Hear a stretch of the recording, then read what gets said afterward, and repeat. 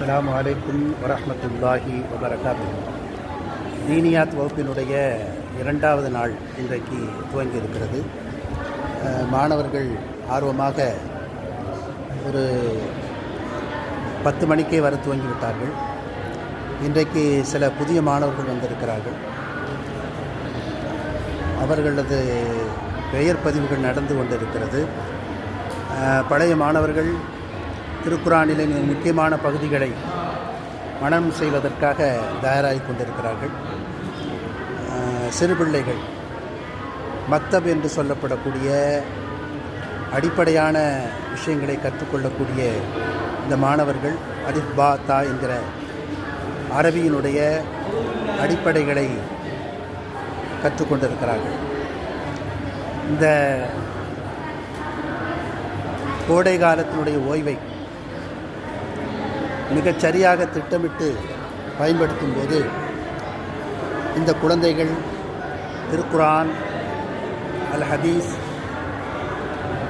சொற்பொழிவு மனனம், ஹதீஸ் மனனம், நல்ல ஒழுக்கங்கள் என எல்லாவற்றையும் அவர்கள் படித்து கொள்ளக்கூடிய சூழ்நிலை ஏற்படுகிறது. எனவே பெற்றோர்கள் இதிலே கவனம் செலுத்தி தங்களது குழந்தைகளை பள்ளிவாசலுக்கு, கோடைகால வகுப்பிற்கு அனுப்ப வேண்டும். அவ்வாறு அனுப்பும்போது அவர்கள் நிறைய கற்றுக்கொள்கிறார்கள். கூட்டாக இருக்கும்போது தான் பிள்ளைகள் மிகச்சரியாக கற்றுக்கொள்கிறார்கள். வெறுமனே பாடம் படித்தல் என்பதையும் தாண்டி இந்த குழந்தைகள் மற்றவர்களோடு எப்படி தொடர்பு கொள்வது, எப்படி பேசுவது, எப்படி இங்கிதமாக நடந்து கொள்வது என்கிற விஷயங்களையும் இந்த கூட்டாக கற்கிற இந்த வழியிலே அவர்கள் கற்றுக்கொள்கிறார்கள். எனவே நம்முடைய குழந்தைகளை இதுபோன்ற வகுப்பிற்கு ஆர்வமாக அனுப்ப வேண்டும். அனுப்புவது மாத்திரமல்லாமல் அவர்கள் இந்த வகுப்பிற்கு சென்றுவிட்டு வந்தவுடனே அவர்கள் என்ன படித்தார்கள், என்ன கற்றார்கள் என்பதை நாம் பார்க்க வேண்டும்.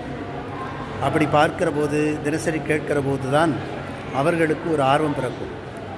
ஏதோ போகிறார்கள் வருகிறார்கள் என்று நாம் பேசாமல் இருந்து விட்டோம் என்று சொன்னால் அவர்களுக்கு ஆர்வம் பிறக்காது.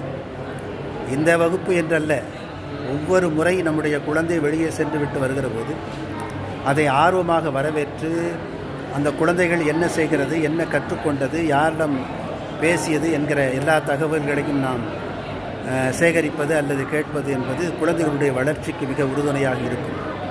எனவே நம்முடைய குழந்தைகளை இந்த வகுப்பிற்கு தொடர்ந்து ஆர்வத்தோடு அனுப்புங்கள். அல்லாஹ் உதவி செய்வானாக.